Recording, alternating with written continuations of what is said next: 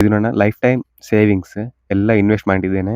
ನಾನು ಎಸ್ಟಿಮೇಟ್ ಮಾಡಿದ್ದು ಬರೀ ಒಂದು 18,000 ರಿಂದ 20,000 ಆಗ್ಬೋದು ಅಂತ ಅನ್ಕೊಂಡು ಎಸ್ಟಿಮೇಟ್ ಮಾಡಿದ ಹಣದಿಂದ ಡಬಲ್ ಆಗಿದೆ, ಖರ್ಚಾಗಿದೆ. ಡೀಟೇಲ್ ಕೂಡ ಹೇಳ್ತಾ ಹೋಗ್ತೇನೆ ಮೆಟೀರಿಯಲ್ ಇದು ಕಾಸ್ಟ್ ಎಲ್ಲ. ನೋಡಿ, ಇದೇ ಸಿಮೆಂಟ್ ಶೀಟ್ ನಾನು ಆಗ ಹೇಳಿದ್ದು. ಇದಕ್ಕೆ ಫೀಟ್ ಅಗಲ ಮತ್ತು 8 ಫೀಟ್ ಉದ್ದದ್ದು. ಟೋಟಲ್ ಆಗಿ 14 ಗೂಡು, ಕೆಳಗಡೆ ಏಲು ಮೇಲ್ಗಡೆ ಏಲು. ಅಂಡ್ ಅಡಿಕೆ ಮರದ ಪೀಸ್ ಗಳನ್ನು ಹಾಕಿ, ಮತ್ತೆ ಅಡಿಕೆ ಮರ ತುಂಬಾ ತಂಪು. ನಮ್ಮ ಎಸ್ಟಿಮೇಟ್ ಎಲ್ಲ ಆಚೀಚೆ ಆದದ್ದು, ತುಂಬಾ ಖರ್ಚಾದದ್ದು. ವರ್ಕ್ ಮಾಡಿ ಹಾಕುವಾಗ ಕಬ್ಬಿನ ಖಾಲಿ. ಸೊ ವಾಪಸ್ ಹೋಗಿ ಕಬ್ಬಿನ ತಂದದ್ದು. ಗೂಡು ಇವತ್ತಿಗೆ ಮಾಡಿಕೊಡಿ ಅರ್ಜೆಂಟ್, ಕೋಳಿ ಹಾಕ್ಲಿಕ್ಕೆ ಮತ್ತೆ ಬಾಕಿ. ಯಾಕೆಂದ್ರೆ ಅಂಕದ ಕೋಳಿಗಳಿಗೆ ಕಾಲಿನ ಅಡಿಯಲ್ಲಿ ಹಾನಿ ಆಗುದು ಅಂತ ಹೇಳ್ತೇವೆ. ಅದು 41,000 ಆಯ್ತು ಟೋಟಲ್ ಅಮೌಂಟ್. 40ಕ್ಕೆ ಒಂದು ತೆಂಗಿನಕಾಯಿ ಹೊಡಿತೇವೆ, ಅದು ಹೊಡೆದ್ವಿ. ಬಟ್ ಪುಣ್ಯಕ್ಕೆ ಬ್ರೀಡರ್ ನೋಡ್ಬೋದು 4 kg ಇದೆ ಹೊಡಿದ್ದು. ಸೊ ಇದು 41,000 ಆಯ್ತು. ಸೊ ನಂಗೆ ಎಲ್ಲರಿಗೂ ನಮಸ್ತೆ. ನಾವಿಲ್ಲಿ ಎಸ್ಟಿಮೇಟ್ ಮಾಡಿದ್ದೊಂದು, ಇಲ್ಲಿ ಆಗಿದ್ದೊಂದು. ಸೊ ಎಸ್ಟಿಮೇಟ್ ಮಾಡಿದ ಹಣದಿಂದ ಡಬಲ್ ಆಗಿದೆ, ಖರ್ಚಾಗಿದೆ. ಗೂಡಿನ ಯಾವ ಪಾರ್ಟಿಂದಾಗಿ ನಮ್ಮ ಖರ್ಚು ಡಬಲ್ ಆಯ್ತು ಅಂತ ಹೇಳ್ತೇನೆ. ಸೊ ನೀವು ಗೂಡು ಮಾಡೋದಕ್ಕಿಂತ ಮುಂಚೆ ಕೇರ್ಫುಲ್ ಆಗಿರ್ಬೋದು. ಆಲ್ರೆಡಿ ಎಲ್ಲ ಎಸ್ಟಿಮೇಟ್ ಎಲ್ಲ ಲೆಕ್ಕ ಹಾಕಿ ಮತ್ತೆ ಗೂಡು ಮಾಡ್ಲಿಕ್ಕೆ ಹೋಗ್ಬೋದು. ನಿಮ್ಗೆ ನಾನು ಸ್ಟೆಪ್ ಬೈ ಸ್ಟೆಪ್ ವಿಡಿಯೋ ಕೂಡ ತೋರಿಸ್ತೇನೆ ಮತ್ತು ಡೀಟೇಲ್ ಕೂಡ ಹೇಳ್ತಾ ಹೋಗ್ತೇನೆ ಮೆಟೀರಿಯಲ್ ಇದು ಕಾಸ್ಟ್ ಎಲ್ಲ. ನಾವು ಆಕ್ಚುಲಿ ಸಿಮೆಂಟ್ ಇಟ್ಟಿಗೆ ತಂದದ್ದು. ಇಲ್ಲಿ ಲೋಕಲ್ ಅಲ್ಲಿ 2 ಅಂಗಡಿ ಇತ್ತು ಸಿಮೆಂಟ್ ಇಟ್ಟಿಗೆ. ಒಂದು ಶಾಪ್ ಅಲ್ಲಿ ಆಕ್ಚುಲಿ ಕ್ವಾಲಿಟಿ ಒಳ್ಳೆದಿರಲಿಲ್ಲ ಮತ್ತೆ ಪ್ರೈಸ್ ಕೂಡ ಹೈ ಇತ್ತು. ಸೊ ಅಲ್ಲಿ ತರಲಿಲ್ಲ, ಇನ್ನೊಂದು ಕಡೆಯಿಂದ ತಂದದ್ದು. ಟೋಟಲ್ ಆಗಿ ನಾವು 150 ಇಟ್ಟಿಗೆ ತಂದ್ವಿ. ಸೊ ನಮ್ಗೆ ಅದರದ್ದು ಕಾಸ್ಟ್ 5,150 ಆಗಿತ್ತು. ನೆಕ್ಸ್ಟ್ ಸ್ಟೆಪ್ ಪಾಯ ತೆಗೆಯುವುದು. ಬಟ್ ನಾವು ಪಾಯ ತೆಗಿಲಿಲ್ಲ, ಮೇಲ್ಗಡೆ ನಿಟ್ಟು ಕಟ್ಟಲಿಕ್ಕೆ ಸ್ಟಾರ್ಟ್ ಮಾಡಿದ್ವಿ. ನಮ್ಮ ಹತ್ರ ಆಲ್ರೆಡಿ ಕೆಂಪು ಕಲ್ಲಿತ್ತು, ಸೊ ಅದನ್ನು ಯೂಸ್ ಮಾಡಿ ಕಟ್ಟಿದ್ವಿ. ಯಾಕಂದ್ರೆ ಕೋಳಿಗೂಡಿಗೆ ಅಷ್ಟೇನು ವೆಯ್ಟ್ ಬೀಳಲ್ಲ. ನೀವು ಇಲ್ಲಿ ನೋಡ್ತಿರೋದು ಸಿಮೆಂಟ್ ಶೀಟ್. ಅದು ಯಾಕೆ ಯೂಸ್ ಮಾಡ್ತೇನೆ ಅಂತ ಮತ್ತೆ ಹೇಳ್ತೇನೆ ನಾನು. ಮತ್ತೆ ಇದು ನಾರ್ಮಲ್ ಶೀಟ್ ಮೇಲ್ಗಡೆ ಹಾಕ್ಲಿಕ್ಕೆ. ಆಕ್ಚುಲಿ ನಮ್ಮ ಪ್ಲಾನಿಂಗ್ ಹೇಗಿತ್ತು ಅಂದ್ರೆ 4 ಸಾಲು ಫಸ್ಟಿಗೆ ಇಟ್ಟಿಗೆ ಕಟ್ಟೋದು, ಮತ್ತೆ ಅದರ ಮೇಲೆ ಒಂದು ಫ್ಲೋರ್ ಬರುತ್ತೆ, ನೆಕ್ಸ್ಟ್ ಅದರ ಮೇಲೆ 4 ಸಾಲು ಇಟ್ಟಿಗೆ ಕಟ್ಟೋದು ಅಂತ. ಹಾಗೇನೆ ಮಾಡಿದ್ವಿ. ನೋಡಿ, ಇದೇ ಸಿಮೆಂಟ್ ಶೀಟ್ ನಾನು ಆಗ ಹೇಳಿದ್ದು ಇದಕ್ಕೆ ಯೂಸ್ ಮಾಡುದು, ಫ್ಲೋರ್ ಯೂಸ್ ಮಾಡುದು.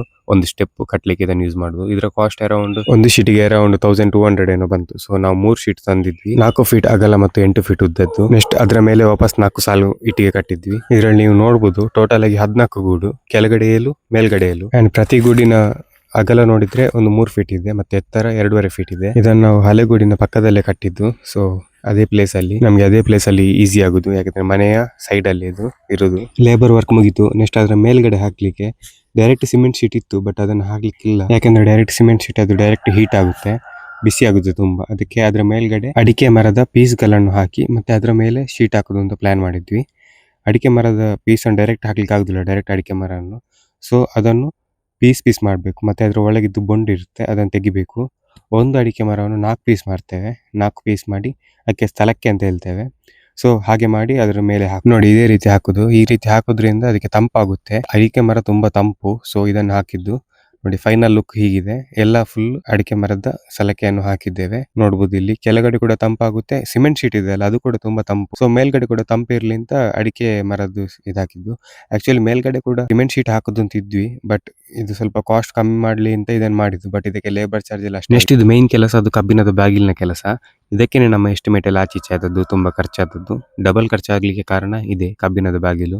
ಆಕ್ಚುಲಿ ಏನಾಯ್ತು ಅಂದ್ರೆ ಫಸ್ಟಿಗೆ ಕಬ್ಬಿಣದ ಬಾಗಿಲು ಮೆಜರ್ ಎಲ್ಲ ಮಾಡಿ ಒಂದು ಅಳತೆ ತಗೊಂಡು ಕಬ್ಬಿನ ತರಲಿಕ್ಕೆ ಹೋದ್ವಿ. ನಮ್ಮ ಪ್ಲಾನ್ ಹೇಗೆ ಅಂದ್ರೆ ಸುತ್ತ ಅದಕ್ಕೆ ಕೇಜ್ ಬರುತ್ತೆ, ಮತ್ತೆ ಒಳಗಡೆ ನೆಟ್ ಹಾಕುದು, ಕಬ್ಬಿಣದ ನೆಟ್ ಹಾಕುದು.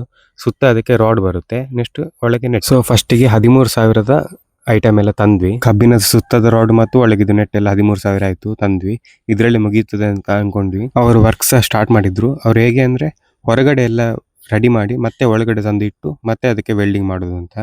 ಸೊ ಅವ್ರು ಫಸ್ಟಿಗೆ ಬಾಕ್ಸ್ ಮಾಡಿಕೊಂಡ್ರು, ಬಾಕ್ಸ್ ಮಾಡಿ ಫುಲ್ ವೆಲ್ಡ್ ಮಾಡಿಕೊಂಡು ನೆಕ್ಸ್ಟ್ ಆ ಫ್ರೇಮ್ ಇದೆಯಲ್ಲ ಅದನ್ನು ತಂದು ಬಾಗಿಲಿಗೆ ಇಟ್ರು. ಹೇಗೆ ಕರೆಕ್ಟ್ ಫಿಟ್ ಆಗುತ್ತೆ, ಏನಾದ್ರು ಚೇಂಜಸ್ ಇದೆಯಾ ಅಂತ ಎಲ್ಲ ಕರೆಕ್ಟ್ ನೋಡಿದ್ರು. ಎಲ್ಲ ಕರೆಕ್ಟ್ ಆಗಿತ್ತು. ಸೊ ಅದನ್ನು ವಾಪಸ್ ತಗೊಂಡೋಗಿ ಅಲ್ಲಿ ಇಟ್ಟು ವಾಪಸ್ ಅಲ್ಲಿ ವರ್ಕ್ ಸ್ಟಾರ್ಟ್ ಮಾಡಿದ್ರು. ಕೋಳಿಗಳನ್ನೆಲ್ಲ ಹಾಕ್ಲಿಕ್ಕೆ ಜಾಗ ಇಲ್ಲದಾದ್ರು ಒಂದಕ್ಕೊಂದು ಮೊಟ್ಟಾಡಿಕೊಂಡಿತ್ತು. ಸೊ ಅದನ್ನು ಗೂಡು ಓಪನ್ ಆಗಿಲ್ಲ ಅಂದ್ರೂ 2ರಲ್ಲಿ ಹೇಗಾದ್ರೂ ಮಾಡಿ ಕ್ಲೋಸ್ ಮಾಡಿ 2 ಕೋಳಿಗಳನ್ನು ಅದರ ಒಳಗೆ ಹಾಕಿದ್ವಿ.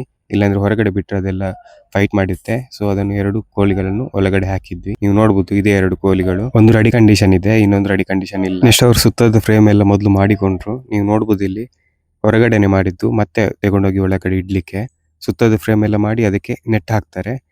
ಇದೇ ನೆಟ್, ಕಬ್ಬಿಣದ ನೆಟ್. ಇದೇ ಕಬ್ಬಿಣದ ನೆಟ್ ಅನ್ನು ಹಾಕಿ ಫುಲ್ ಹಾಕಿ ವೆಲ್ಡ್ ಮಾಡಿ ಬಾಗಿಲುಗಳನ್ನು ಮತ್ತೆ ಮಾಡುದು. ಅದರಲ್ಲಿ ಹೋಗಿ ಇಟ್ಟು ಮತ್ತೆ ಬಾಗಿಲು ಮಾಡುದು. ಫಸ್ಟಿಗೆ ಇದನ್ನೆಲ್ಲ ವೆಲ್ಡ್ ಮಾಡಿ ಹಾಕು. ನೀವು ಇಲ್ಲಿ ನೋಡಬಹುದು ನೆಟ್ ಹಾಕುದನ್ನು. ಅದು ನೆಟ್ ತುಂಬಾ ಕಷ್ಟ ಹಾಕ್ಲಿಕ್ಕೆ, ಯಾಕಂದ್ರೆ ಒಂದು ಕಡೆ ಬಿಟ್ಟರೆ ಇನ್ನೊಂದು ಕಡೆ ಅದು ಸುತ್ತು ಬರುತ್ತೆ. ಸೊ ಹೇಗಾದ್ರೂ ಮಾಡಿ ನೆಟ್ ಹಾಕಿದ್ರು. ಬಾಗಿಲಿರುವ ಪ್ಲೇಸ್ ಅನ್ನು ಬಿಟ್ಟು ಮತ್ತೆ ಉಳಿದ ಎಲ್ಲ ಕಡೆ ನೆಟ್ ಹಾಕಿ ವೆಲ್ಡ್ ಮಾಡಿದ್ರು. ಬಾಗಿಲಿರುವ ಕಡೆ ಮತ್ತೆ ವೆಲ್ಡ್ ಮಾಡಿ ಹಾಕ್ಲಿಕ್ಕೆ, ಬಾಗಿಲಿಗೆ ಸಪರೇಟ್ ಮಾಡಿ ಮತ್ತೆ ಹಾಕಿ. ಇಷ್ಟು ವರ್ಕ್ ಮಾಡಿ ಹಾಕುವಾಗ ಕಬ್ಬಿನ ಖಾಲಿ. ಅದು ಸುತ್ತದ ಫ್ರೇಮ್ ಇದೆಯಲ್ಲ ಅದೆಲ್ಲ ಖಾಲಿ, ಕಬ್ಬಿನ ಖಾಲಿ. ಒಳಗಡೆ ನೆಟ್ ಇದೆ, ಬಟ್ ಕಬ್ಬಿನ ಖಾಲಿ ಆಗಿದೆ. ಸೊ ವಾಪಸ್ ಹೋಗಿ ಕಬ್ಬಿನ ತಂದದ್ದು. ವಾಪಸ್ ಅದಕ್ಕೆ ಒಂದು 3,500 ಖರ್ಚಾಯ್ತು. ಮತ್ತೆ ವಾಪಸ್ ಪೈಂಟ್ ಸಹ ಕಮ್ಮಿ ಆಯ್ತು. ಸೊ ಪೈಂಟ್ 2 ಬಾಟ್ಲಿ ಅರ್ಧ ಲೀಟರ್ ತಂದ್ವಿ. ಇಷ್ಟಾಗುವಾಗ ನೈಟ್ ಆಗಿತ್ತು. ನೈಟ್ ಆದ್ರೂ ಪಾಪ ಅವ್ರು ಕೆಲಸ ಮಾಡ್ತಾ ಇದ್ರು. ಎಲ್ಲ ಸಟ್ ಮಾಡಿ ಹಾಕಿತ್ತು. ಬಟ್ ಬಾಗಿಲು ಹಾಕ್ಲಿಕ್ಕೆ ಬಾಕಿ ಇತ್ತು. ಒಂದು 14 ಬಾಗಿಲು ಹಾಕ್ಬೇಕಲ್ಲ. ಸೊ ಅದಕ್ಕೆ ಚಿಲ್ಕೆ ಎಲ್ಲ ಹಾಕಿ ರೆಡಿ ಮಾಡಿ ಇಟ್ಟಿದ್ರು. ಬಟ್ ಅದನ್ನು ಕೂರಿಸ್ಲಿಕ್ಕೆ ಸ್ವಲ್ಪ ಟೈಮ್ ಜಾಸ್ತಿ ಬೇಕು. ಸೊ ಅದನ್ನು ಮಾಡ್ತಾ ಇದ್ರು. ಲೈಟ್ ಕೂಡ ಇರ್ಲಿಲ್ಲ. ಅದು ಕೂಡ ಸ್ವಲ್ಪ ಸಮಸ್ಯೆ ಆಯ್ತು. ಹೇಗಾದ್ರೂ ಮಾಡಿ ಸಾಧಾರಣ ಆಯ್ತು. ಒಂದು 10 ಗೂಡು ಇವತ್ತಿಗೆ ಮಾಡಿ ಕೊಡಿ ಅರ್ಜೆಂಟ್, ಕೋಳಿ ಹಾಕ್ಲಿಕ್ಕೆ. ಮತ್ತೆ ಬಾಕಿದ್ದು ನಾಳೆ ಮಾಡ್ಬೋದು ಅಂತ ಹೇಳಿದ್ವಿ. ಸೊ 10 ಗೂಡು ಒಂದು ರೆಡಿ ಮಾಡಿ ಕೊಟ್ರು. ನೆಕ್ಸ್ಟ್ ಕೋಳಿ ಹಾಕ್ಲಿಕ್ಕೆ ನಾವು ನೆಕ್ಸ್ಟ್ ದಿನನೇ ಕೋಳಿ ಎಲ್ಲ ಹಾಕಿ ರೆಡಿ ಮಾಡಿದ್ವಿ. ಮೇಲ್ಗಡೆ ಶೀಟ್ ಹಾಕಿರ್ಲಿಲ್ಲ. ಯಾಕೆ ಅಂದ್ರೆ ಇವರ ಕಬ್ಬಿಣದ ಕೆಲಸ ಆಗದೆ ಮೇಲ್ಗಡೆ ಶೀಟ್ ಹಾಕ್ಲಿಕ್ಕೆ ಆಗುದಿಲ್ಲ. ವಾಪಸ್ ತೆಗಿಬೇಕಾಗ್ತದೆ. ಮೇಲ್ಗಡೆ ಶೀಟ್ ಹಾಕಿಲ್ಲ. ಆಲ್ರೆಡಿ ನಾವು ಕೋಳಿಗಳನ್ನೆಲ್ಲ ಒಳಗೆ ಹಾಕಿದ್ದೇವೆ. ನೀವು ನೋಡಬಹುದು ಇಲ್ಲಿ ಎಲ್ಲ ರೆಡಿ ಆಗಿಲ್ಲ ಅಂದ್ರೆ ಕೋಳಿಗಳನ್ನು ಒಳಗೆ ಹಾಕಿದ್ದೇವೆ. ಮತ್ತೆ ನಿಮ್ಗೆ ಲಾಸ್ಟ್ ವಿಡಿಯೋದಲ್ಲಿ ಹೇಳಿದ್ದೆ ನಾವು ಯಾಕೆ ಕೋಳಿ ಗೂಡಿನ ಒಳಗಡೆ ಹೊಯ್ಗೆ ಮಣ್ಣು ಹಾಕ್ತೇವೆ ಅಂತ. ಆಕ್ಚುಲಿ ನಮ್ಮ ಹತ್ರ 2 ಆಪ್ಷನ್ ಇತ್ತು, ಭತ್ತದ ಕಣ ಮತ್ತು ಇದು. ಬಟ್ ನಾವು ಇದನ್ನೇ ಚೂಸ್ ಮಾಡಿದ್ವಿ. ಯಾಕೆಂತ ಅಡ್ವಾಂಟೇಜ್ ಎಲ್ಲ ಹೇಳಿದೆ ಲಾಸ್ಟ್ ವಿಡಿಯೋದಲ್ಲಿ. ಇಲ್ಲಾಂದ್ರೆ ಒಮ್ಮೆ ಹೋಗಿ ನೋಡಿ ಯಾಕೆ ಅಂತ. ಯಾಕೆಂದ್ರೆ ಅಂಕದ ಕೋಳಿಗಳಿಗೆ ಕಾಲಿನ ಅಡಿಯಲ್ಲಿ ಹಾನಿ ಆಗುದು ಅಂತ ಹೇಳ್ತೇವೆ, ಅದು ಆಗುತ್ತೆ. ನಮ್ಮ ನಾರ್ಮಲ್ ಸಿಮೆಂಟ್ ನೆಲದಲ್ಲಿ ಎಲ್ಲ ಇದ್ರೆ ಅದು ಆಗುತ್ತೆ. ಅದಕ್ಕೆ ಅದನ್ನು ಹೊಯ್ಗೆ ಇಲ್ಲದ್ರೆ ಮಣ್ಣಲ್ಲಿ ಇಡುದು.